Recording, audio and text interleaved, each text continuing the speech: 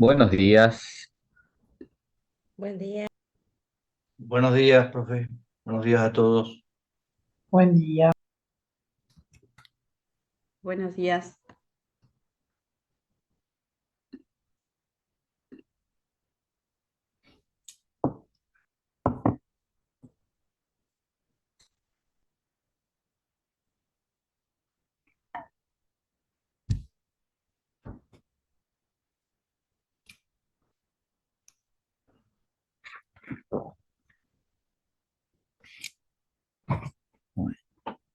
Mm,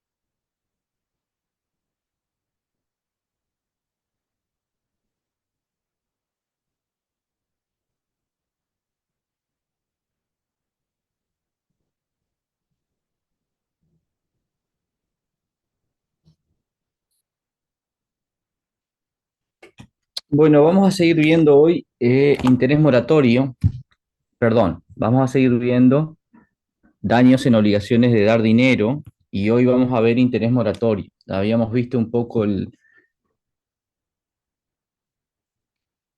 los conceptos del dinero y sus diferentes valores, o los conceptos de los valores de dinero, los distintos tipos de valores de dinero, un- con analogía a lo que son los bienes en sí, porque el bien es un dinero en sí.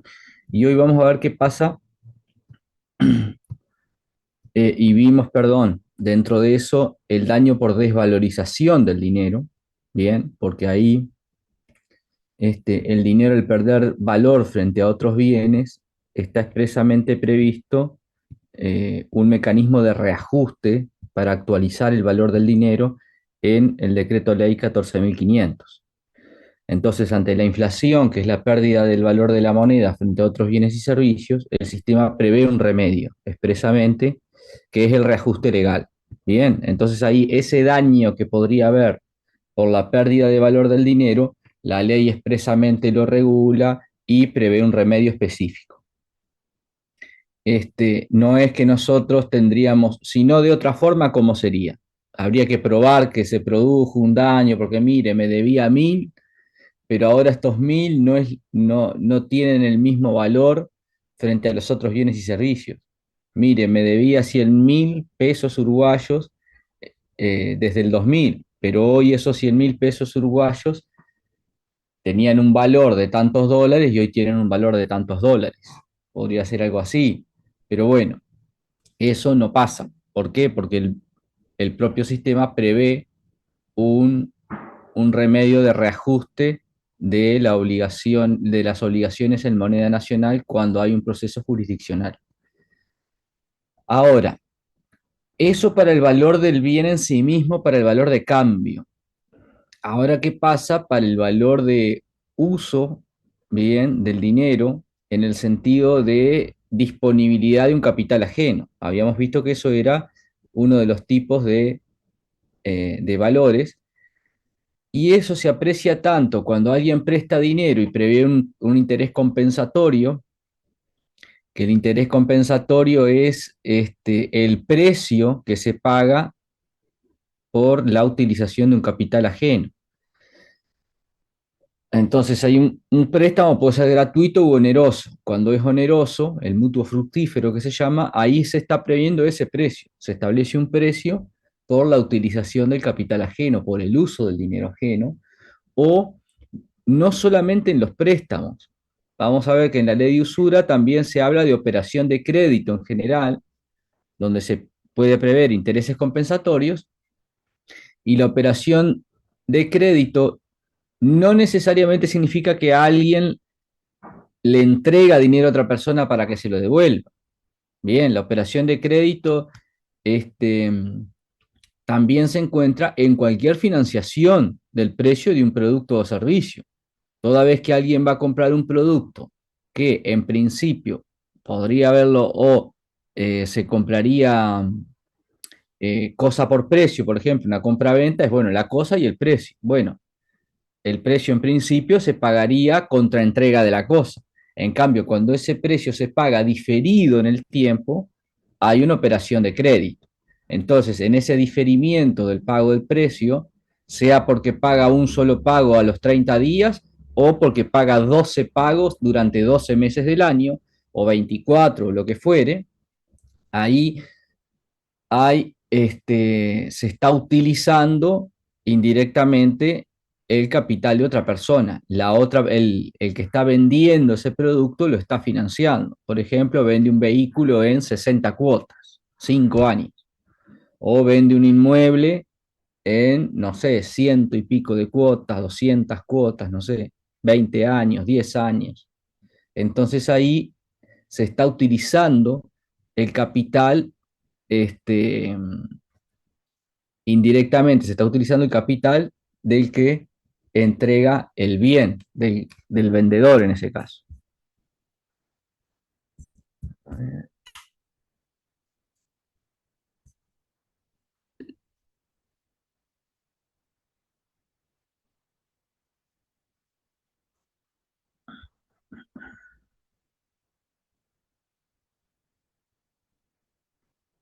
Alguien, vamos a la regulación del interés legal la vamos a encontrar un poco en el Código Civil, 2197 a 2215 del Código Civil, que es donde se prevé el mutuo. En el decreto ley 14500, que ya lo estábamos viendo desde la clase pasada, y en la ley de usura 18212. ¿Alguien se anima a leer el artículo 1 de la ley 18212?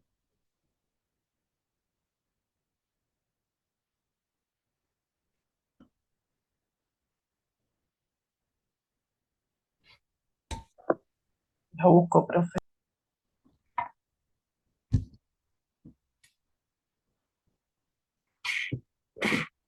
Tengo acá el artículo. Artículo 1. Tasas de interés y usura. Quedarán sujetas a las disposiciones de la presente ley las operaciones de crédito o asimiladas realizadas por personas físicas o jurídicas. Se entiende por operaciones de crédito aquellas por las cuales una de las partes entrega una cantidad de dinero o se obliga a entregar bienes o servicios y la otra a pagarla en un momento diferente de aquel en el que se celebra la operación. A los efectos de la presente ley se asimilan a operaciones de crédito, a modo de ejemplo, las siguientes. El descuento de documentos representativos de dinero. B, las operaciones con letras de cambio y con documentos representativos de obligaciones de crédito pagaderos a la vista a cierto plazo, desde la vista a cierto plazo desde su fecha o fecha fija. C, el financiamiento de la venta de bienes y servicios otorgando crédito mediante el uso de tarjetas, órdenes de compra u otras modalidades. Qué largo, ¿eh? Entonces, vean que la definición que les comentaba recién, incluso con algunos ejemplos, sobre qué es una operación de crédito. Bueno, en toda operación de crédito no es simultánea la entrega del producto o la prestación del servicio a el pago del precio de ese producto o de ese servicio. Bien, hay un diferimiento del pago de ese precio que implica una financiación. Bien, implica que el que presta el servicio o entrega el producto está tolerando que la persona le pague en un momento distinto y por lo tanto está usando su capital porque él ya entregó el producto, ya prestó el servicio, en cambio está, y a cambio el precio que podría recibir simultáneamente a la prestación del servicio o la entrega del producto no lo está recibiendo. Bien, lo va a recibir en un momento diferido. Carlos. Profe, sí, pero en el apartado A, descuento de documentos, en general lo que se utiliza es que el descuento se efectúa en el momento de entregar el dinero.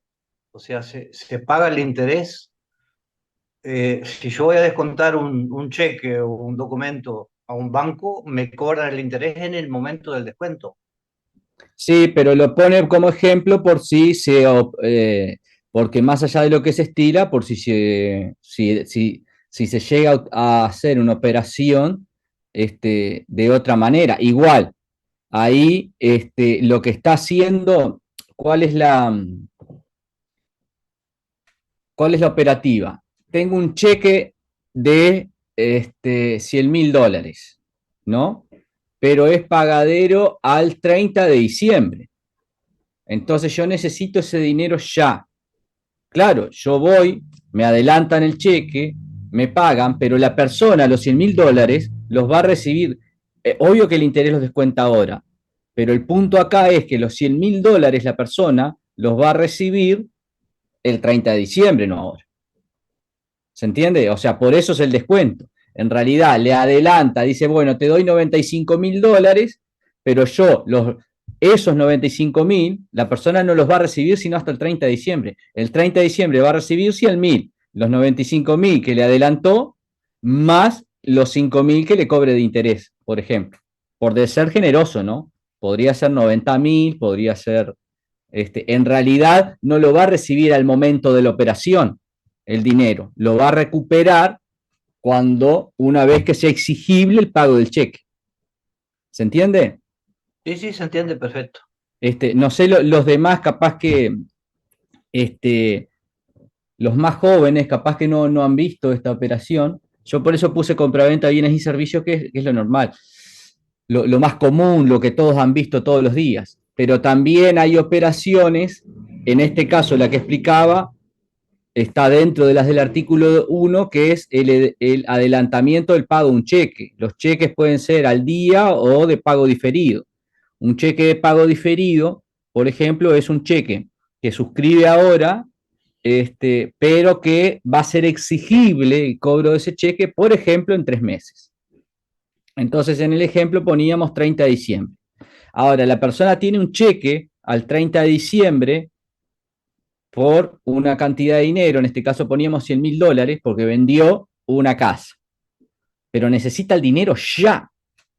Bueno, puede existir en esos casos una operación de adelantamiento del cheque que la puede hacer un banco, la pueden hacer particulares. Entonces, ese servicio consiste en que toma el cheque que le da la persona y le paga por ese cheque. Pero claro, no le paga el mismo valor, salvo que sea un buen amigo. Le va a pagar un valor que es menor al del cheque. ¿Por qué? Porque le está cobrando un precio por la utilización del capital ajeno. ¿Se entiende? O sea, yo te adelanto el cheque, pero no se lo va a adelantar con $100.000. Le va a cobrar $90.000, $95.000, no sé. El límite ahí es la usura. Bien, siempre que no sea usurario, le va a poder cobrar el interés que quiera. Bien, entonces, eso es también una operación de crédito y eso es común para los que no lo tenían, es algo que es bastante común. Tiene un cheque, claro, si tiene un cheque, generalmente lo que se analiza del otro lado es la solvencia. Bueno, a ver, ¿de quién es este cheque? Por ejemplo, va al mismo banco librador del cheque, sí, este es bruto cliente, no va a haber problema, va y le adelanta el cheque. Sobre todo el que se cuida más si es un particular, ¿no? A ver de quién es el cheque. Entonces, que no sea un cheque de lo que llaman, a veces llaman cheques voladores, que son cheques que después uno, cuando los va a cobrar, puede ser que no tengan fondos. Bueno, y ahí viene todo un tema de si la entrega de cheques sin fondo es un delito o no. En los cheques del día se entiende que es, porque se asimila el dinero. Entonces lo que se quiebra no es que exista prisión por deudas, sino que se está transgrediendo lo que es la fe pública que porta el cheque. Bueno, eso ya es una clase penal, lo verán en penal. Bien. Entonces, tenemos las operaciones de crédito y en todos estos casos, estas situaciones de las operaciones de crédito, hay entonces utilización de capital ajeno. Y acá puede haber pago de interés, tanto, bueno, recalculando, el lunes arrancó complicado, de interés moratorio como de interés compensatorio. El interés compensatorio es el precio que se paga por la utilización de capital ajeno en general, ¿bien? Y el interés moratorio es la indemnización que se va a pagar por el incumplimiento de una obligación de dar dinero.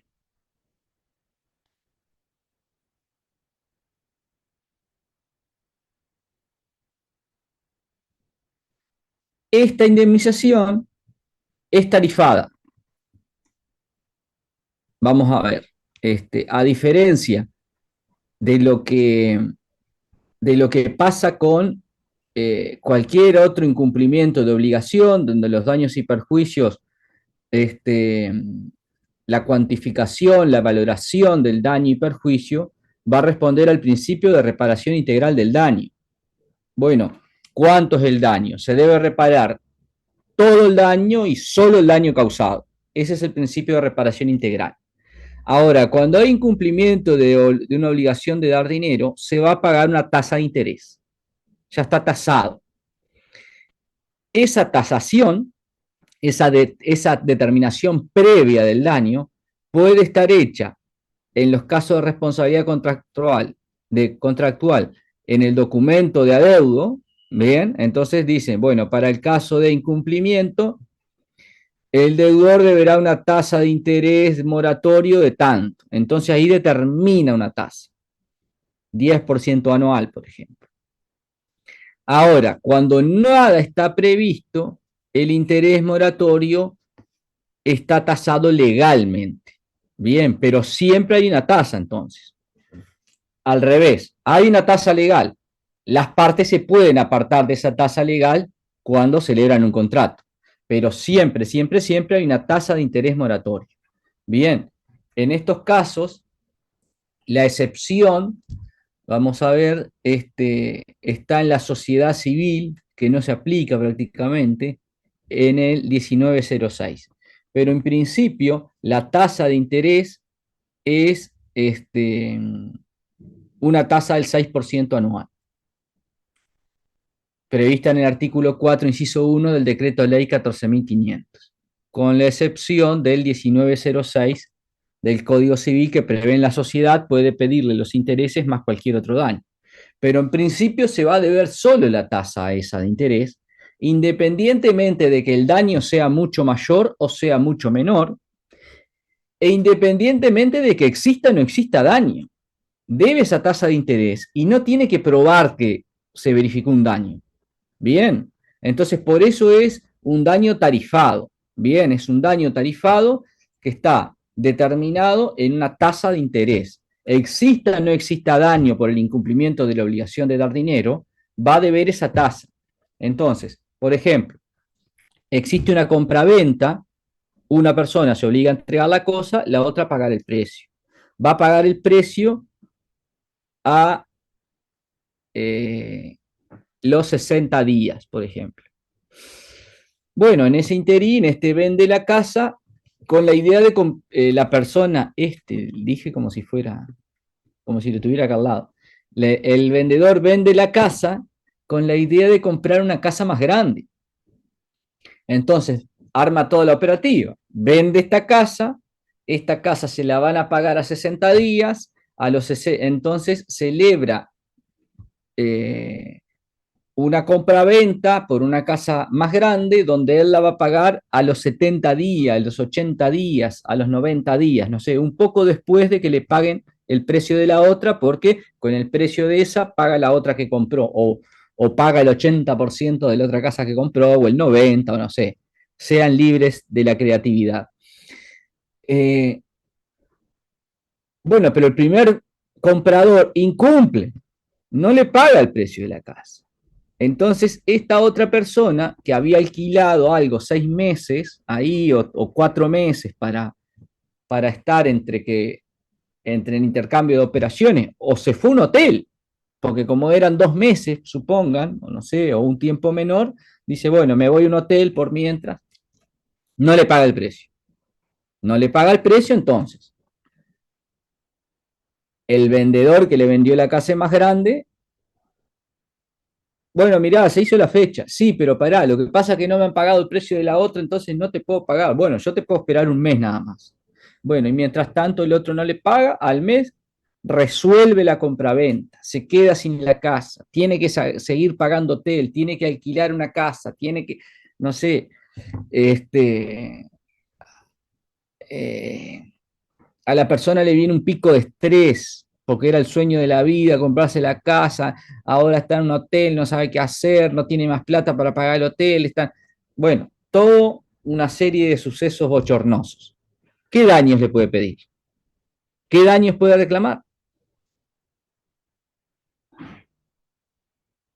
En este caso, por más que hayan muchos daños, por ejemplo, el pago de alquiler de una casa porque si hubiera cumplido en tiempo y forma, podría haber comprado la otra y no tenía que pagar este otro daño, o sea, el daño emergente por el hospedaje, los perjuicios de haber perdido la compra de la casa, etcétera, son un montón de perjuicios. En cambio, solo se va a deber el interés moratorio.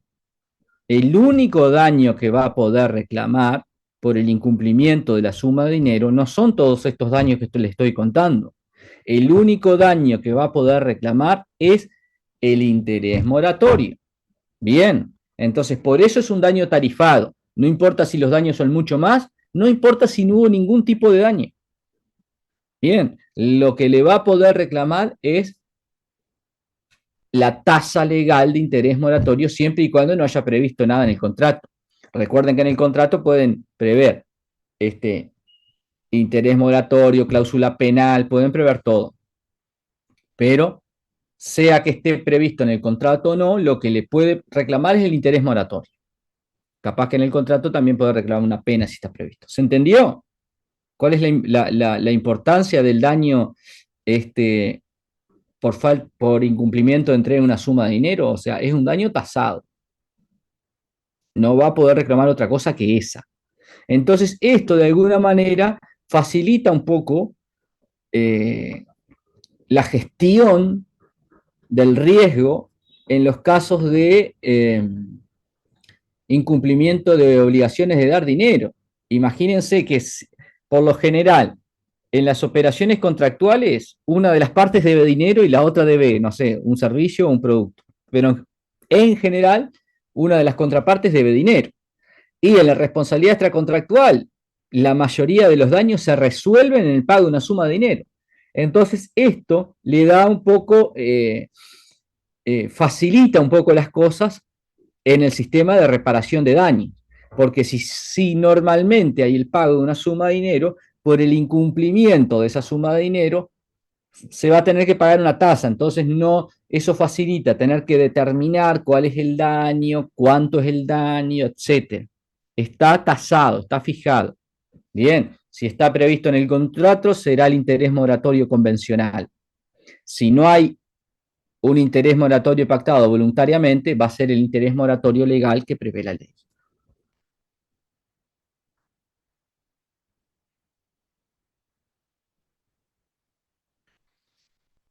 Bueno,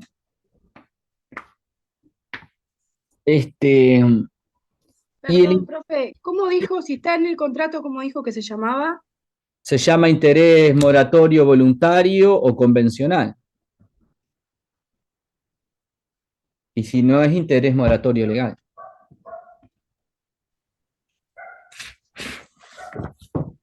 Profe, Sí, disculpe, yo me perdí un poquito. ¿Quién sería cuál de los dos es porque hay dos incumplimientos en el caso que usted planteó, ¿verdad? los dos Hay, deben tener interés moratorio. ¿eh? Siempre que haya ¿Los dos se resuelven de la misma manera? toda obligación de dar dinero, en caso de incumplimiento, se resuelve en el pago de interés moratorio. Vamos a Bien. ver el 1348. Pero, a ver, esperen, antes de llegar al 1348, quiero ver otro artículo. Bien. Vamos a leer el 1348, sí. Y después leemos el 3 de la ley.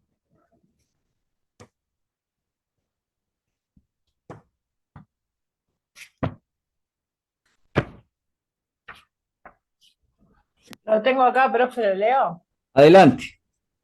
Dice, en las obligaciones que se limitan al pago de cierta suma, los daños y perjuicios provenientes de la demora a la ejecución no consisten sino en la condenación en los intereses legales, excepto en las reglas peculiares al comercio y a las finanzas. Esos daños y perjuicios se deben sin que el acreedor tenga que justificar pérdida alguna, aunque de buena fe el deudor no se considere tal. Solo se deben desde el día de la demanda o la citación a juicio de conciliación, seguido de demanda con arreglo al artículo 1236, excepto en los casos en que la ley hace correr los intereses ipso iure o así en acto alguno del acreedor, o sin acto alguno del acreedor, perdón.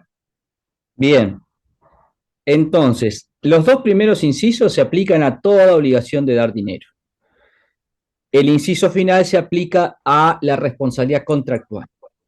En las obligaciones que se limitan al pago de cierta suma, los daños y perjuicios provenientes de la demora en la ejecución, entonces vean que en el dinero siempre hay incumplimiento temporal, ¿no? Nunca hay incumplimiento definitivo, porque la obligación de dar dinero es la más fungible de todas. No consisten sino en la condenación en los intereses legales, excepto las reglas peculiares del comercio y la finanza. Estos daños y perjuicios se deben sin que el acreedor tenga que justificar pérdida alguna, y aunque de buena fe el deudor no se considere tal. Entonces, lo que nos está diciendo es, bueno, se debe el interés moratorio legal y se va a deber, como les decía, sin que se tenga que probar que el daño es real, que existe, ni que se tenga que probar el quantum de ese daño.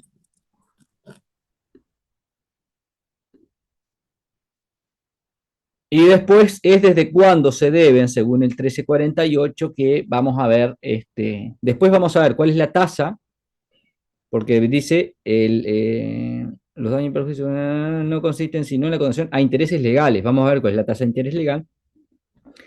Y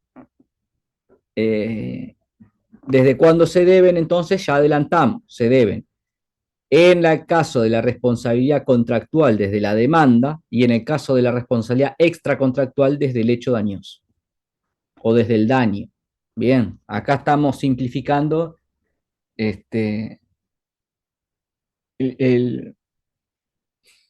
la cuestión diciendo, bueno, en general se deben desde el hecho ilícito, dice la jurisprudencia, sería desde el hecho dañoso. Y bueno, y vamos al artículo 3 de la ley de usura. ¿Alguien que no haya leído?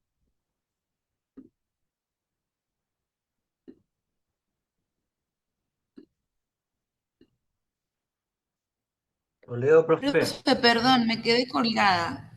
En la responsabilidad extracontractual, ¿de qué dijo? ¿Puede repetir? Se deben desde el hecho dañoso. Gracias. ¿Alguien que no haya leído? Carlos ya leyó, creo, ¿no? No. No, bueno, vamos arriba al 3 entonces. No. Artículo 3. Tipos de interés. Solo se podrán aplicar intereses compensatorios o de mora, los cuales deberán ser pactados en términos claros y precisos en los correspondientes documentos de adeudo. El interés de mora solo se aplicará a las operaciones de crédito vencidas e impagas durante el periodo en que se hayan producido los atrasos, toda vez que el deudor haya incurrido en mora de acuerdo con los términos y condiciones pactadas. En las operaciones de crédito pagaderas en cuota, los intereses de mora solo podrán aplicarse sobre el monto de las cuotas vencidas e impagas y no sobre el saldo de deuda total, aun cuando éste fuera exigible. Bien, entonces, ahí prevé los dos tipos de intereses y prevé, bueno, el compensatorio que decíamos que es el precio que pago por la utilización del capital y después el moratorio que es la indemnización por el incumplimiento de la obligación de dar dinero. Entonces dice, bueno, los moratorios se deben solo desde la mora, dice el artículo, esto en caso de que se haya pactado, ¿no? Solo se aplicará a las operaciones de créditos vencidas e impagas durante el periodo que hayan producido los atrasos, toda vez que el deudor haya incurrido en mora, de acuerdo con los términos y condiciones pactadas.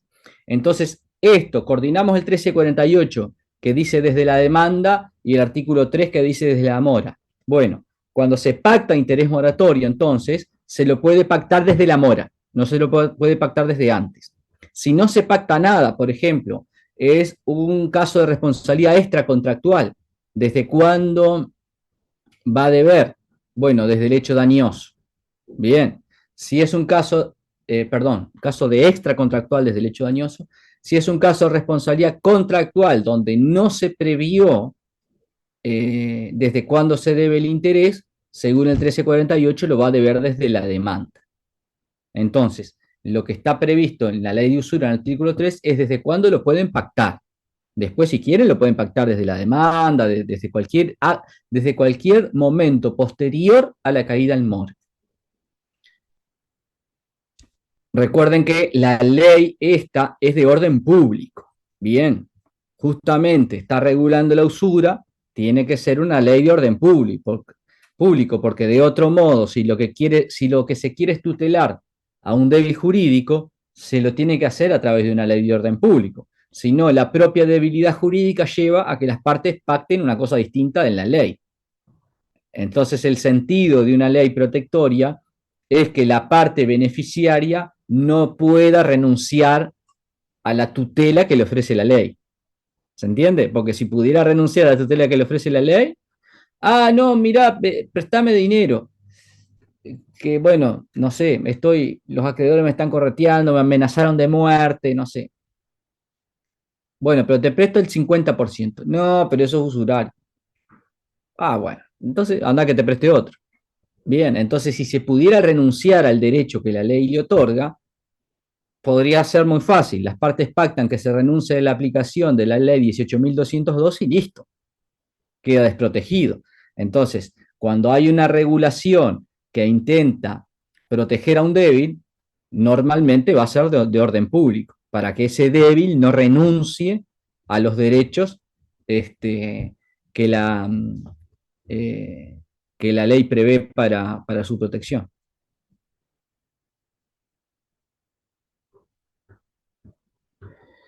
Bueno, entonces, vamos a ver, o hasta ahora ya venimos implícitamente hablando de dos maneras de prever esto, ¿no? O mejor dicho, dos maneras de aplicarlo. Uno sería aplicarlo voluntariamente, el interés moratorio, y otro legalmente. O sea, ¿qué es la aplicación voluntaria de interés moratorio? Es cuando las propias partes lo prevén en el contrato. Y la aplicación legal sería cuando las partes no lo prevén en un acuerdo, en un contrato, en una convención, y se aplica por imperio legal. Para aplicarlo voluntariamente, tiene que haber pacto expreso, según el artículo 3 que recién leímos. Dice, solo se podrán aplicar intereses compensatorios o de mora, los cuales deberán ser pactados en términos claros y precisos en los documentos de adeudo. Bien. Y ese pacto expreso es solemne. Bien. El pacto de intereses en sí mismo es solemne, independientemente de que, bueno, pero el mutuo no es solemne. Bueno, pero si quiero pactar intereses, lo tengo que hacer de manera solemne. Bien, lo tengo que hacer por escrito. Vieron que el artículo 3 incluso dice documento de adeudo. Después, además de eso, el artículo 4, inciso 1, dice expresión y aplicación de las tasas de interés. Dice el artículo 4, las tasas de interés fijas deberán expresarse en términos efectivos anuales, en porcentaje y con al menos 2 decimales. Para su aplicación se aplicará la tasa efectiva equivalente al periodo de financiación, Pero vean la primera parte.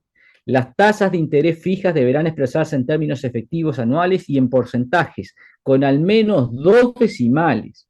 Bien, esto es parte de la solemnidad. Y si vemos el 2205 del Código Civil, el 2205 del Código Civil, dice, el mutuo puede ser gratuito y puede también intervenir en él la obligación de pagar interés por la cosa prestada. Se puede estipular interés en dinero o cosas fungibles. No será válida la estipulación sobre intereses si no consta por escrito. Los intereses deberán ser especificados documentalmente en forma expresa, con mención concreta de valores numéricos. Es nula toda estipulación en contrario. No obstante, podrá establecerse una tasa variable referida a plazas o promedios determinados. Pero bien, el 2205, que previsto para el interés compensatorio, y el artículo 3 y 4, previsto para cualquier tasa de interés, están previendo específicamente que el pacto de intereses de solemne tiene que ser por escrito. E incluso, según el artículo 4, se tienen que prever hasta con 2 decimales la tasa de interés. Bueno, así que pacto expreso, forma solemne, el periodo por el cual se aplican es el periodo de mora, bien, desde la mora en adelante, no se puede aplicar antes. La tasa de interés moratorio, tanto como el compensatorio, no está determinada, no está previamente determinada a las partes de manera directa o expresa, sino que es libre, se fija por autonomía privada, según el propio artículo 3 y el 4 de la ley de usura, pero vamos a ver que hay límites, ¿no? Y la base de cálculo para aplicar el interés, cuando nosotros vamos a aplicar el interés, tengan en cuenta que la base de cálculo siempre es la suma actualizada. Entonces, cuando hay una obligación en moneda nacional que tenemos que aplicar el sistema de reajuste y después aplicar aplicar el sistema de reajuste y aplicar intereses, ¿cuál va a ser el orden? Primero reajustamos, después aplicamos interés. Bien, cuando tenemos que aplicar sistema de reajuste e interés conjuntamente, lo que hacemos es, primero se actualiza la obligación, primero se reajusta y después se le aplica el interés. ¿Por qué? Porque el reajuste refiere al valor intrínseco del dinero. Bien, es el valor mismo que tiene el dinero. Y el interés es una obligación accesoria en sí. Entonces, primero lo que hago es actualizar la obligación principal, que es la del capital, reajustar la suma de vida, bien, sea de capital, sea sobre los montos que le voy a aplicar intereses, y después se aplica el interés. Esto les tiene que quedar claro, porque si no, después van a cometer errores en el cálculo del daño derivado de una obligación dineraria. Carlos.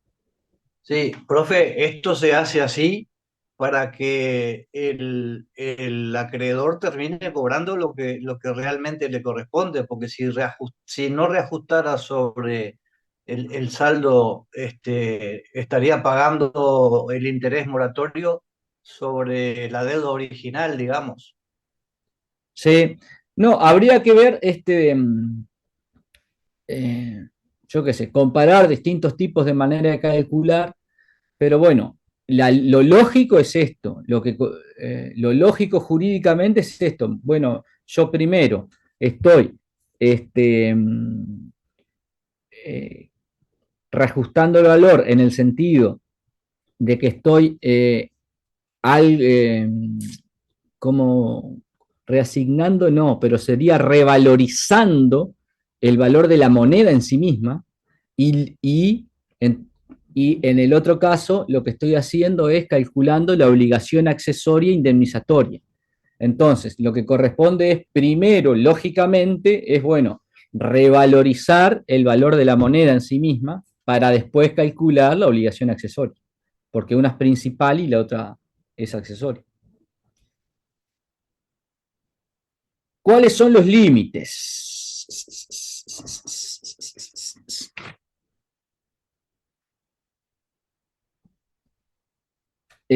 Para el interés convencional, dice el 2206, el interés convencional no tiene más tasa que la que se fija en el contrato sin perjuicio de las limitaciones constitucionales y legales.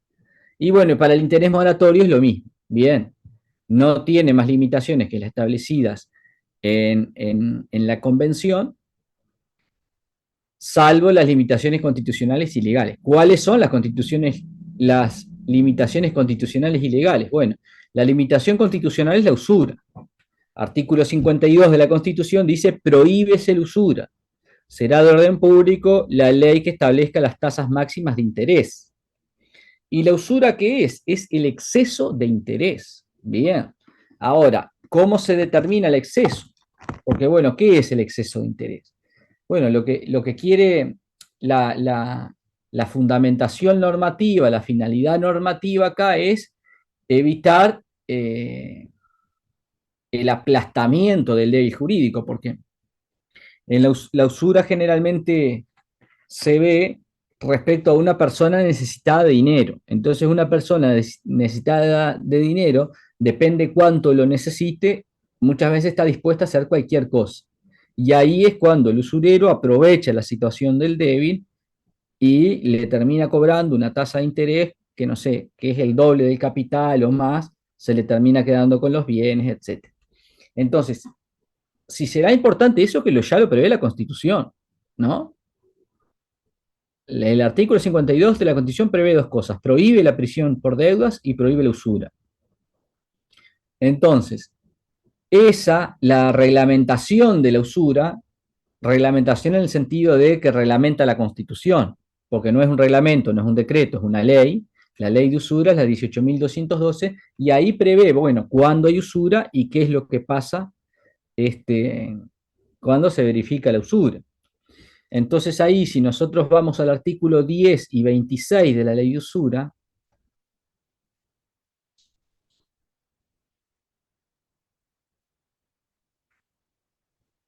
vamos a ver qué pasa cuando existe usura. El artículo 10 prevé la determinación, ¿no? Existencia de intereses usurarios. Dice, para determinar la existencia de interés usurario en las operaciones de crédito, se calcula la tasa de interés implícita, en términos financieros, tasa interna de retorno, que surge de igualar el valor actualizado, ¿vieron? Valor actualizado de los desembolsos del crédito con el valor actualizado del flujo de pagos de capital, intereses, compensatorios, comisiones, gastos, seguros y otros cargos de cualquier concepto, incluidas las cláusulas penales. Entonces, dato muy importante, en la usura no solo entra el interés, también entra la cláusula penal, por ejemplo. Bien, vean que el artículo 10 dice, flujo de pagos de capital, intereses, compensaciones, comisiones, gastos, seguros u otros cargos por cualquier concepto, incluidas las cláusulas penales. Entonces, ¿qué entra dentro del cálculo de la usura? Para saber si la contraprestación que va a pagar el deudor o la indemnización que va a pagar el deudor es usuraria o no. Bueno, va a entrar, según el artículo 10 de la ley, van a entrar los flujos de pago de capital más los intereses, compensaciones, comisiones, gastos, seguros u otros cargos por cualquier concepto, incluidas las cláusulas penales. Bien. Y bueno,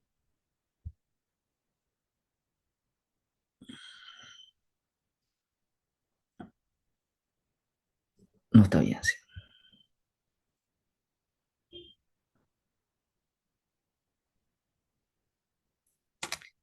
Y el 26 de la ley de usura dice, ámbito judicial, una vez trabado el embargo y decretada la citación de excepciones de deudores por incumplimiento de obligaciones documentadas en los títulos ejecutivos, en criollo, el artículo 26 se refiere al juicio ejecutivo. En un juicio ejecutivo, una vez trabado el embargo, dice, los jueces deberán disponer la remisión de todos los antecedentes al Instituto Técnico Forense o al órgano del Poder Judicial o al órgano que el Poder Judicial determine a fin de que, en plazo de 15 días, verifique si se persigue el cobro de intereses usurarios tal como se definen en el artículo 10 de la presente ley. Bien, entonces, y después prevé excepciones a cuando no se debe cumplir preceptivamente con esto. Entonces, ¿cómo se determina la usura? Porque claro, si ustedes ven la determinación, hay una fórmula en la ley de usura, y no está hecha muy para abogados, ¿no? Es una fórmula muy compleja, que esto lleva a que nosotros eventualmente, para verificar si hay usura o no, pidamos la determinación a un contador. Muchas veces el contador capaz que se le complica también, pero siempre hay uno que sabe, ¿no? Vieron que hay abogados que saben de unas cosas, otros de otras, los contadores también. Hay uno que va a saber. ¿Por qué? Porque la confrontación de la usura es la confrontación con las tasas máximas que prevé el Banco Central. Porque ¿cuál es la medida del exceso? ¿Cuál es el punto donde está el exceso? Bueno, ese punto no está fijo en la ley. Bien, no es que diga, bueno, hay usura cuando se excede, cuando hay más del 10%, o la ley no establece, bueno, se podrá determinar hasta el 10% de intereses. No. Se prevé, nosotros eso lo tenemos que confrontar con las publicaciones que hace el Banco Central de tasas máximas. Las tasas Hay máximas. periodos trimestrales, ¿verdad, profesor? No me acuerdo si son trimestrales o están todos los meses. Las tasas se publican cada 3 meses, para un periodo de 3 meses. Bueno, eso no estoy seguro, no se lo quiero confirmar ni si es cada 3 meses, pero el hecho es que al momento de confrontar, ustedes tienen que ver la tasa vigente a cuando se pactó la obligación, ¿bien? Ahora, claro, ¿cuál es el problema de la usura? Esas tasas máximas que publica el Banco Central es en base al promedio de las tasas aplicadas por los operadores. Entonces, es como que los propios bancos, en definitiva, según la aplicación de tasas que hacen, indirectamente determinan la tasa máxima aplicable. Entonces, esto siempre fue muy criticado por Dora Safir y por cualquiera que tenga un poco de razonabilidad. Dice, bueno, pero en definitiva, yo estoy tratando de proteger a un sujeto débil contra la usura de los operadores, de las financieras, y son las propias financieras las que indirectamente terminan determinando la tasa máxima. Pero bueno, así está hecho el sistema. Bien, el Banco Central publica las tasas máximas y lo que hay que confrontar es que los intereses moratorios en este caso, pero sería interés compensatorio, moratorio, cláusulas penales y otros cargos, por así decirlo, compensaciones, comisiones, etcétera, otros cargos, todo ese paquete no supere la tasa establecida en el Banco Central. Para eso, entonces, nosotros tenemos, para nosotros determinarlo directamente puede ser bastante complejo, salvo que sea una tasa de interés nomás. Si es una tasa de interés nomás, es sencillo. Ahora, si hay tasa de interés, comisiones, otros cargos, cláusulas penales, ahí se complica un poco más la cosa. Entonces, esto nosotros lo podemos auxiliarnos con un experto, o sea, un contador. En un juicio eventualmente podemos pedir pericia y como ven, el artículo 26 de la ley de usura, para los juicios ejecutivos hace preceptivo que el juez la pida al Instituto Técnico Forense. Fuera de los juicios ejecutivos, si es un juicio, por ejemplo, ordinario, el juez no lo va a pedir preceptivamente, pero nosotros podemos excepcionar la usura como defensa. La excepción de usura es una excepción que puede hacer el demandado, pero claro, para excepcionar usura vamos a tener que pedir una pericia, ¿no? Pedir una pericia de contador que determine si existe usura o no en el crédito que se pretende cobrar. ¿Qué pasa cuando se determina la usura? Bueno, se concluye, el perito del ITF del Poder Judicial concluye que hay usura, el perito que pidió la defensa concluye que hay usura. Ahí nos vamos al artículo 21 a ver la consecuencia.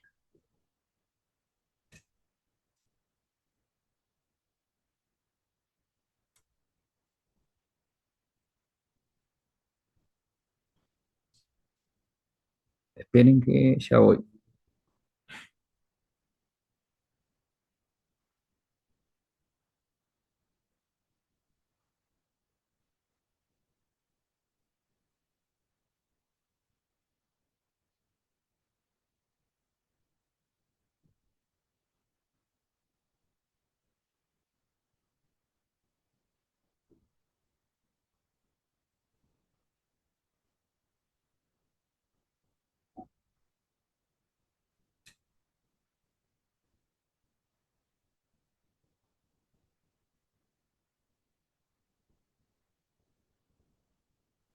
Una cosa que me faltó ahí, en la determinación, los topes máximos de interés están en el 11, porque lo dije pero no cité el artículo, y ahí van a ver que divide por franjas de capital adeudado. Entonces, determinación del interés usurario 10, 11 y 26. Me había faltado, porque lo mencioné conceptualmente, pero no cuál es la fuente normativa. Entonces, me faltaba el 11, 10, 11 y 26. Y ahora vamos a la consecuencia que era el 21.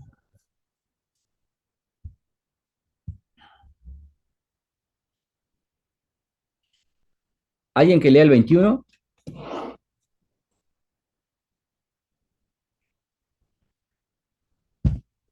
Yo lo leo.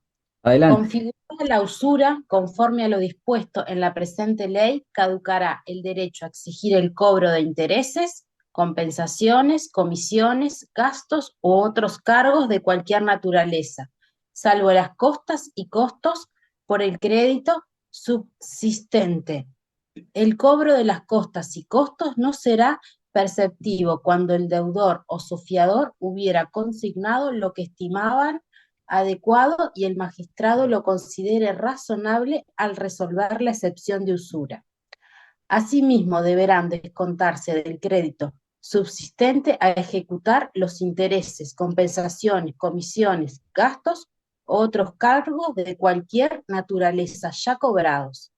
Los jueces deberán comunicar a las autoridades administrativas competentes la entidad del infractor.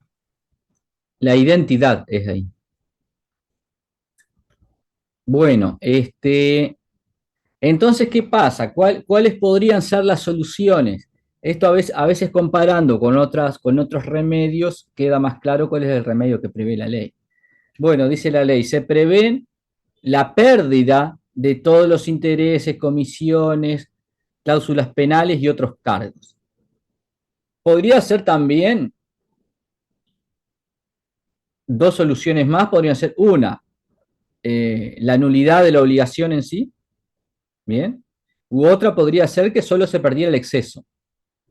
Bien, entonces tenemos una, nulidad de la obligación en sí, en un extremo. En el otro extremo se pierde solo el exceso, bien, solo lo que supere, lo que se considere usurario. No, la ley se puso en un término medio ahí, entonces se van a perder todos los intereses, compensaciones, comisiones, cláusulas penales y otros cargos. Bien, ¿qué pasa? Si solo se perdiera el exceso, siempre recuerden, la finalidad del derecho es alentar o desalentar conductas. Si yo quiero desalentar la conducta usuraria y preveo que solo se pierde lo que se considera usurario desde el tope hacia afuera, vamos a decir así, todo el mundo pactaría cualquier tipo de interés, porque en definitiva, ¿cuál sería la consecuencia? Que pierde solo el exceso. Bien, no hay una consecuencia muy perjudicial. Pero no es lo mismo que yo pierda todos los intereses, que me quede como una obligación gratuita, como un préstamo gratuito, como una operación de crédito gratuita. Le presta el capital, financia todo, pero no le va a poder cobrar ni interés moratorio, ni cláusula penal, ni nada de eso. Entonces esto de alguna manera es más idóneo, disuade más al acreedor a evitar que se establezcan intereses usurarios, ¿no? O cláusulas penales usurarias. Entonces, tengan presente eso, que no es lo mismo una solución que otra por el efecto disuasivo que puede tener. Entonces, va a perder todo lo que es, repito, cláusulas penales, intereses moratorios, compensatorios, bueno, comisiones, gastos u otros cargos. O sea, le va a quedar la obligación como si fuera gratuita, como si lo hubiera financiado gratuitamente.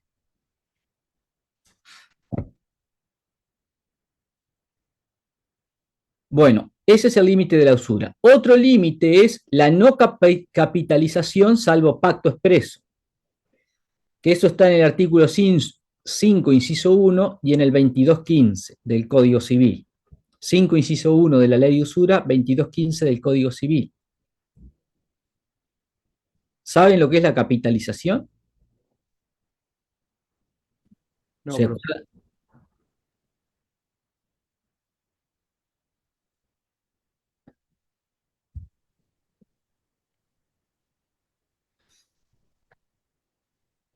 Carlos. capaz que lo podría decir con un ejemplo. Sí. Cuando se cobran intereses sobre el capital. O sea, sería incorporar esos intereses al capital o sea, sumar los intereses más el capital sería capitalizar para después cobrar lo demás que haya que cobrar sobre ese capital resultante. Bien, está perfecto. Víctor y Juan después. Sí, eso, profe, más o menos. Consiste en tomar parte de la ganancia para incrementar el capital propio. Bien, y Juan, vamos en la misma línea. Bien, vamos a leer el artículo 5. Base de cálculo. Los intereses solo se liquidarán sobre los saldos de los capitales efectivamente prestados o de los saldos financiados. No podrá aplicarse simultáneamente la tasa de interés compensatorio y la demora sobre el mismo importe. en los casos de que, habiéndose pactado operaciones de crédito a ser canceladas en cuotas, se reciban pagos a cuenta dentro del plazo convenido y estos sean admitidos por el acreedor, los pagos serán descontados del total de la cuota correspondiente a efectos de calcular intereses solamente sobre los saldos impagos. Lo dispuesto en los incisos precedentes sin perjuicio de la aplicación de tasas efectivas y de los criterios de imputación a la paga previstos en el Código de Comercio. Y el 2205 del Código Civil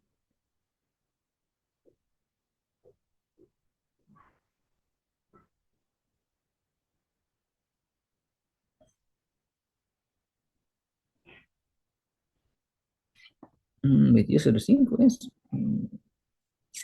No, 2215. Dice el 2215, los intereses no pueden producir en intereses, sino por una convención especial. Bien. Entonces, ¿qué es la capitalización? Es cuando yo el interés generado lo sumo al capital y ahí obtengo un nuevo capital sobre el cual vuelvo a calcular el interés para el próximo periodo. Entonces, el interés, la obligación es de 100.000 y el interés es de 10% anual. Entonces, si fueran que se aplica en 3 años, por ejemplo, yo tendría que aplicar el 10% sobre 100.000 las 3 veces, en los 3 periodos. En cambio, si yo voy a aplicar capitalización, sería que el primer periodo aplico sobre 100. El segundo periodo le agrego los 10 estos del capital y después voy a aplicar sobre 110.000. Bien, y después le voy a volver a sumar los intereses y va a quedar un capital aún mayor. Va a quedar de 120 y algún mil y así sucesivamente. Entonces, claro, se arma una especie de bola de nieve, que cada vez que yo calculo interés, se lo sumo al capital y después para calcular el interés siguiente, lo calculo sobre una base de cálculo que va a estar integrada por el capital el original más los intereses que se fueron acumulando. Entonces, eso está prohibido, dice, y dice el Código Civil, salvo sobre si existe una convención especial. Entonces, para el Código Civil se debería pactar expresamente la capitalización de intereses para que se admita. No acumulación, dice el artículo 5 también. Y acá es un poco más complejo porque hay, no sé, hay parte de la doctrina, por ejemplo, Mariño, como que no interpreta lo mismo que yo, por lo menos. Dice el 5 de la ley, los intereses solo se liquidan sobre los saldos de los capitales efectivamente prestados o los saldos financiados. Punto. Oración siguiente. No podrá aplicarse simultáneamente la tasa de interés compensatorio y la de mora sobre el mismo importe. ¿Esto qué significa? Que si yo la mora la pacté al 30 de diciembre y del 30 de diciembre para adelante calculé interés moratorio, el interés compensatorio, vamos a ir un poco más suave.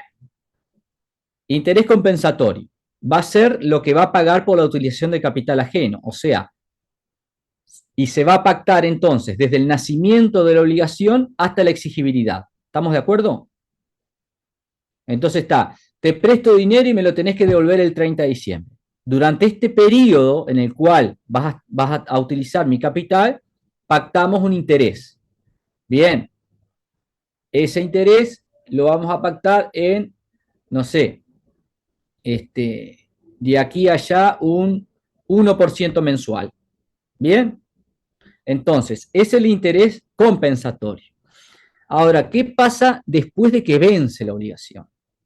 ¿Me empieza a pagar interés moratorio y además interés compensatorio? ¿O me debe solo interés moratorio? Según este artículo, uno solo de los dos, el moratorio. Bien, según el artículo dice, mire, usted no me puede aplicar simultáneamente las dos tasas. Entonces, claro, ahí Mariño, yo no me acuerdo si está en el mismo artículo que está con Falco, lo que dicen es, bueno, no, tienen naturaleza distinta. Una es la utilización del capital ajeno y otra es la indemnización.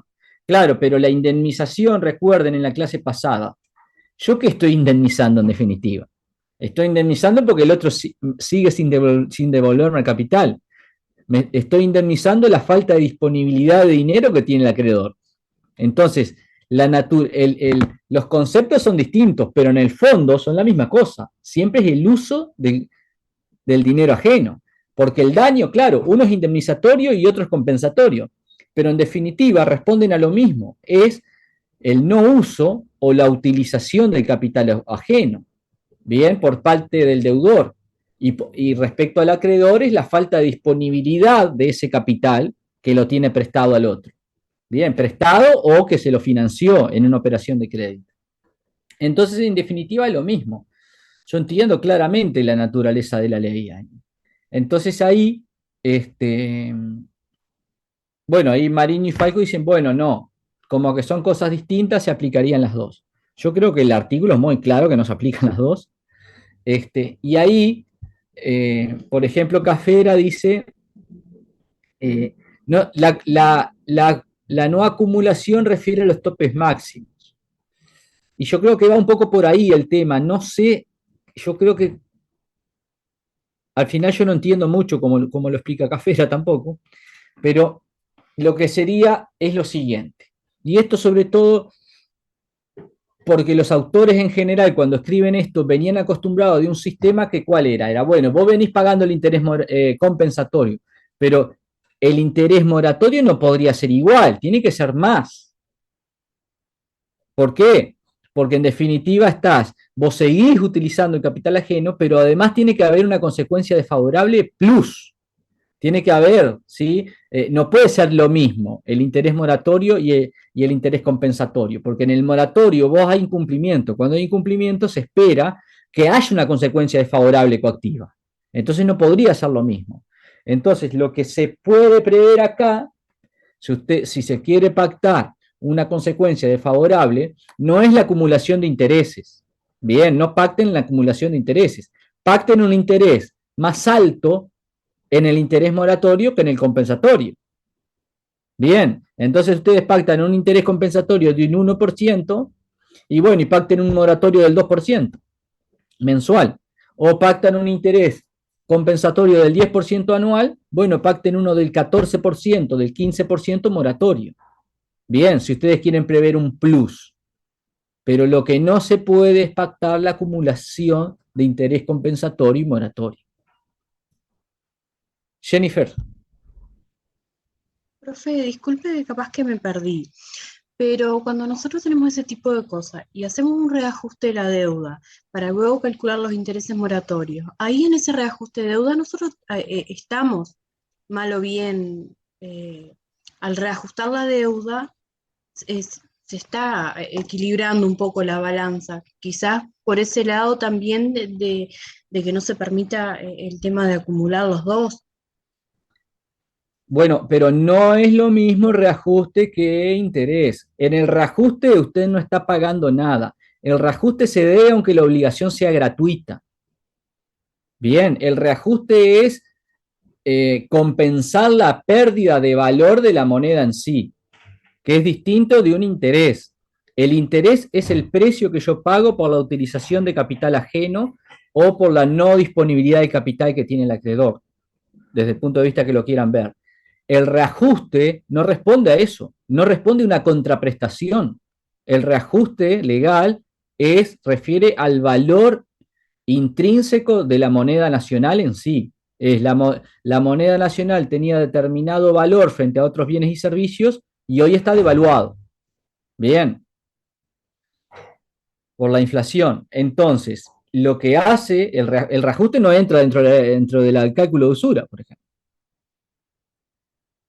O sea, yo reajusto nada más. Digo, el valor real de esto es esto. Es simplemente el valor de la moneda. El valor real de la moneda de es hoy. El valor real de la moneda hoy es este. Eso es lo que digo con el reajuste. Claro, No. entonces, como dice usted, la única opción que tenemos es poner una tasa menor de compensatorios y más de moratorios, porque en realidad tampoco podemos poner una cláusula que diga donde sea de relación contractual de que sea desde el hecho dañoso, porque ahí sería extracontractual, tampoco sería legal. Entonces la única opción es como dice usted.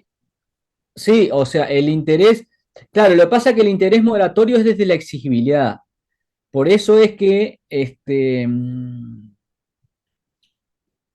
se debería desde la exigibilidad teóricamente. Entonces la ley no lo prevé desde la exigibilidad, vean, lo prevé desde la mora. La ley dice, usted lo puede pactar desde la mora. Si quiere que coincida con la exigibilidad, prevé mora automática. Pacta mora automática y ahí le va a correr el interés moratorio desde la exigibilidad. En cambio, en la responsabilidad extracontractual, ¿cuándo es la exigibilidad? ¿Cuándo está obligado a reparar el daño? Desde el hecho dañoso, desde que se produce el daño, más bien. En realidad, estrictamente hablando, desde que se produce el daño, porque puede producirse el hecho dañoso y que el daño se manifieste posteriormente, que no se manifieste el daño simultáneamente al hecho dañoso, sino que se manifieste posteriormente. Entonces, desde que se manifiesta el daño, debe la reparación en la extracontractual. Y desde ahí va a deber el daño moratorio. Ahora bien, porque ahí, claro, ahí no necesita la mora en extracontractual. Se debe todo desde la exigibilidad. Vieron que cómo esto viene reactivando cosas, capaz dudas que quedaron en extracontractual, todo como, es todo un laberinto esto, sobre todo en la contractual, la responsabilidad contractual, uno puede ir profundizando, profundizando, profundizando y parece que nunca termina. Bueno, pregunten. Carlos. Profe, la duda que me queda en la aplicación de este artículo es si se refiere a intereses compensatorios a partir del vencimiento, porque yo sé por donde yo trabajaba que se aplica, se cobra el interés a partir de la fecha de que se pactó la deuda hasta su vencimiento. Ahí se capitaliza en esos intereses y luego, a partir de los 10 días, hasta los 10 días no se cobra mora, pero a partir de los 10 días se estaría cobrando mora sobre el capital inicial capitalizado con malos intereses. Entonces, la duda mía es si el artículo este se refiere a que no se pueden cobrar intereses compensatorios más intereses de mora sobre todo eso, sobre el capital inicial capitalizado o no. Bueno, no sé porque la entreveró bastante. Bueno, Ahí es claro el artículo. Independientemente de todo lo otro de lo anterior, no puede aplicar simultáneamente las dos tasas de interés. Entonces, pero tú decís que no se puede capitalizar, o sea, bueno, lo de la capitalización son dos pesos aparte, dijo. Eso lo vimos aparte. Capitalizar es una cosa, tasas de interés simultáneas de distinta naturaleza es otra. pero escuchame una cosa, yo capitalizo, estoy cobrando intereses compensatorios. Sí. Después cobro intereses de mora sobre eso, estoy cobrando las dos cosas. Ah, bueno, pero lo que pasa es que la disposición anterior ya no pudo capitalizar. Ahora no. Ahora lo que sería es usted, para calcular la capitalización, aplicando este artículo, sería, si se permite capitalizar, capitalice los moratorios y capitalice los compensatorios por un lado y los otros por el otro. ¿Se entiende? Entonces, usted no puede aplicar ¿cómo es? Eh, las dos tasas simultáneas. Ahora, si usted me dice, bueno, se pactó la capitalización y el interés moratorio, el interés compensatorio, perdón, ya integró el capital. Bueno, lo que pasa es que ahí si está capitalizado en realidad, no lo está considerando como aplicación de dos tasas de interés. Está aplicando una tasa de interés sobre un capital, que el capital está integrado con el capital encima es el interés, pero realmente lo que está haciendo es aplicando el interés sobre un capital. Sí, sí, claro, porque en realidad la mora se va a aplicar sobre todo lo que debía, que eran los intereses compensatorios también, después del vencimiento.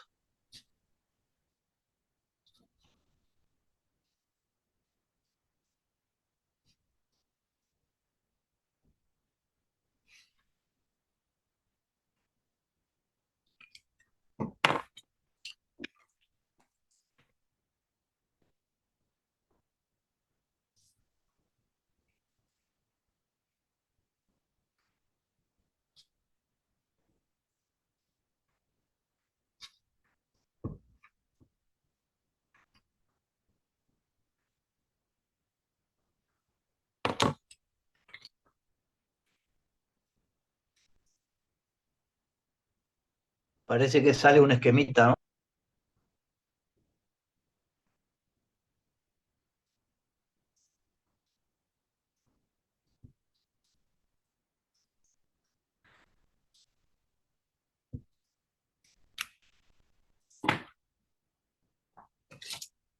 Ustedes tienen ahí, nace la obligación de bien exigible, lo hace caer el mora, y bueno, y continúa. Va a poder aplicar interés moratorio hasta la exigibilidad, e interés compensatorio hasta la exigibilidad, lo podría pactar hasta la mora, pero si no pacta nada va a quedar un periodo ahí medio hueco, y después el interés moratorio. Lo que prohíbe la ley es que esta flecha verde continúe paralelamente a la roja, que aplique las dos tasas de interés. Ahora, cuando se capitaliza, si está todo capitalizado, bueno, lo está aplicando sobre el capital, estrictamente hablando.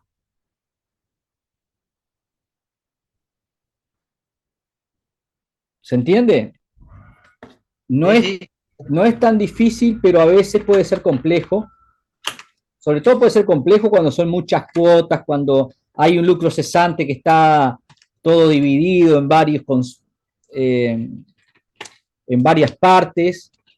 El lucro cesante futuro, el pasado, el lucro cesante, por ejemplo, yo qué sé, yo tenía uno que era bastante complejo, que era, bueno, el salario del policía, después lo que perdió de ascender, la chance de ascenso, después lo que perdió por hacer 222, entonces ahí como que se van, son como varios lucros cesantes,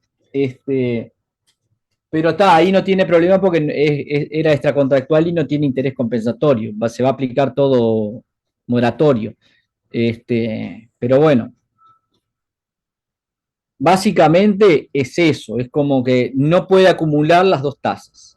Y después la determinación es caso a caso, analía.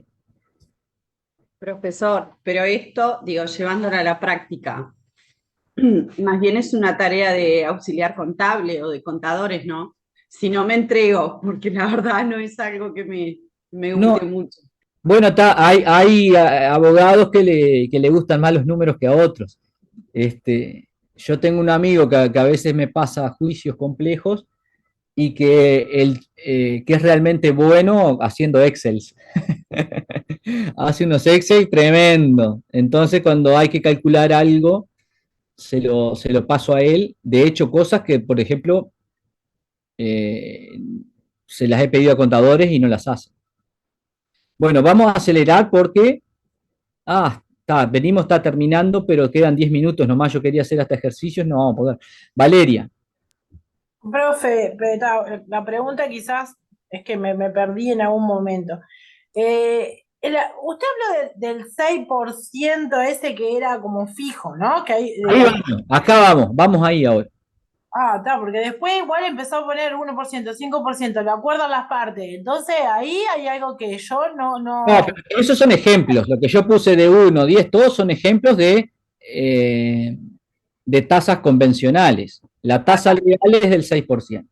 O sea ¿Por qué? que ese es Sí, el máximo. O sea, podemos arreglar, pero hay como una cuestión en el aire así de que son esas tasas, el 1%, el 5%, lo que sea, pero ese 6% legal, no se puede pasar de ese 6% que es lo que impone la ley. no. La tasa legal se va a aplicar cuando no hay tasa prevista convencionalmente. Bien, y esa es del 6%, Y la usa el legal. 6%. El Oh, máximo legal usted lo va a determinar en función del artículo 10 y 11 de la ley de usura en relación a las tasas que publique el Banco Central. ahí va. Dale, muchas gracias, profe. Entonces, bueno, ahora sí. Aplicación legal. Hasta acá vimos todo lo que es convencional. Claro, cuando hay aplicación legal, no hay interés compensatorio. Porque el interés compensatorio solo se prevé convencionalmente. Entonces, ¿cuándo hay aplicación legal? Es cuando las partes no prevén es responsabilidad contractual, pero las partes no previeron, hicieron un contratito así rapidito, pensando que iba a cumplir, no va a pasar nada, este cumple enseguida, resulta que incumplió, o hay un caso de responsabilidad extracontractual. Bien, entonces ahí no está previsto. Ahí, ¿qué prevé la ley? Decíamos, el 1348 prevé que se deben los intereses legales, ¿no? Según el inciso 1 y 2 se prevé el interés legal. ¿Cuál es el interés? ¿Cuál es la tasa de interés legal? Bien, entonces, cuando no está previsto, si es responsabilidad contractual, se debe desde la demanda, según el 1348. Ya no es desde la mora, es desde la demanda. Bien, no es que desde que cae el mora. Para que deba interés moratorio desde la mora, lo tiene que pactar. Si no, lo que establece la ley es que sea desde la demanda. O la citación a juicio de conciliación seguido de demanda. Y después, en la extracontractual, se va a deber desde el daño en sí, que generalmente la jurisprudencia dice el hecho ilícito. Pero bueno, en realidad, estrictamente hablando, es de que se verifica el daño. Entonces, ¿desde cuándo? Desde ese momento. ¿A qué tasa? A una tasa del 6%. Y acá entiendo que hay docentes que dicen que se aplicaría una tasa del 12%. Bien, eso no lo aplica ningún tribunal. No he visto un tribunal que aplique una tasa del 12%. Tribunal de apelaciones, digo, ¿no? Ni la Corte.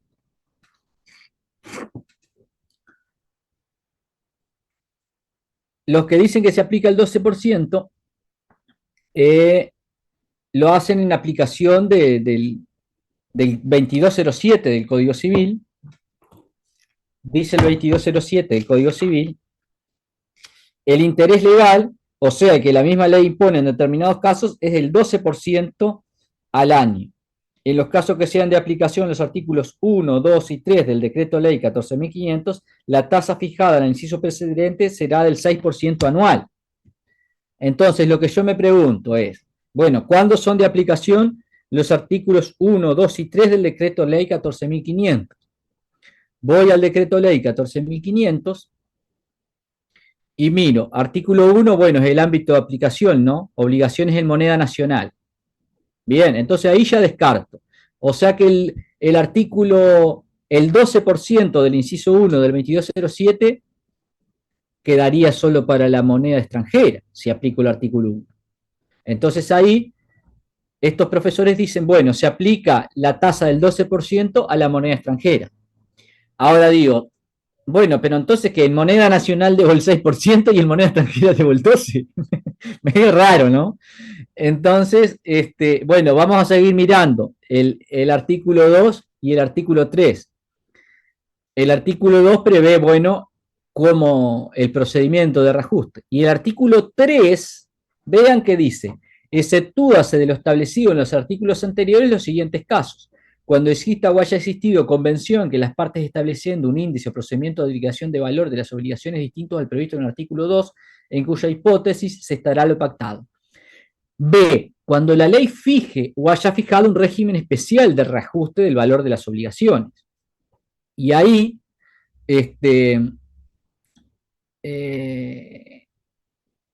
vamos a los artículos 9 y 10. Recuerden. Y dice, 9, las partes podrán establecer cualquier clase de estipulación que tenga por finalidad mantener el valor de las obligaciones. Artículo 10, quedan comprendidas en el artículo anterior las cláusulas en moneda extranjera. Entonces, con esta integración, o sea, si yo lo analizo al tema contextualmente, el 6% que prevé el Decreto Ley 14.500 se aplica tanto a moneda nacional como extranjera. Sobre todo porque si no fuera tan rechinante el tema que se aplique 6% a las obligaciones de moneda nacional y 12% a las de moneda extranjera, parece que no tiene mucho sentido. Incluso si yo voy a la aplicación del principio de igualdad, se debería aplicar o lo mismo o diferencialmente previendo una tasa menor para la moneda extranjera, pero no una tasa mayor. Entonces creo que la manera de aplicar eso es con este razonamiento. Es bueno, a través del artículo 3, 9 y 10 del decreto ley, se concluye que el 6% anual, bien, previsto en el inciso 2 del 2207, aplica tanto a moneda extranjera como a moneda nacional.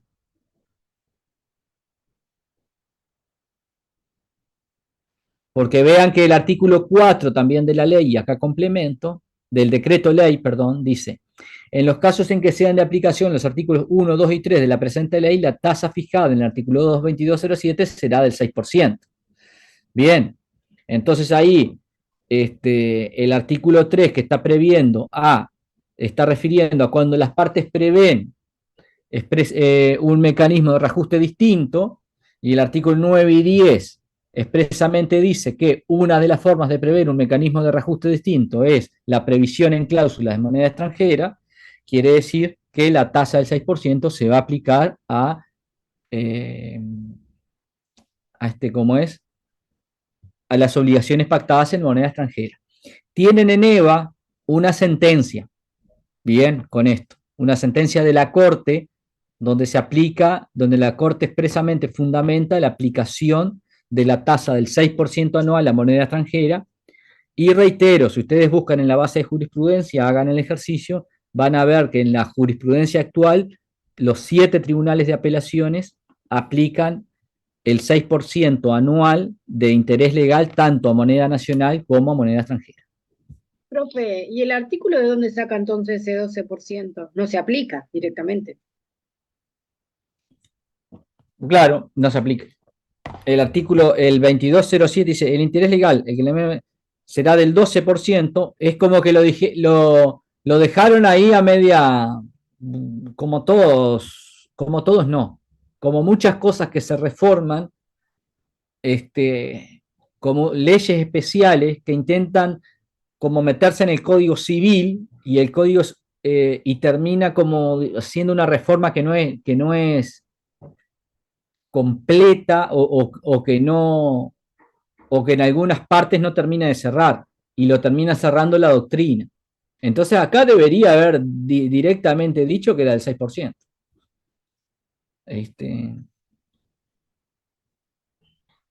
Tendrían que haber derogado la primera parte de ese artículo, profe. Correcto. Pero yo en mi código tengo el interés legal, o sea, el que la misma ley impone en determinados casos, es el del 12% al año. Y debajo dice, en los casos en que sean de aplicación a artículos 1, 2 y 3 del decreto ley 14.500, la tasa fijada en el inciso precedente será del 6% anual. O sea, me lo está aclarando ahí. Lo quisieron arreglar.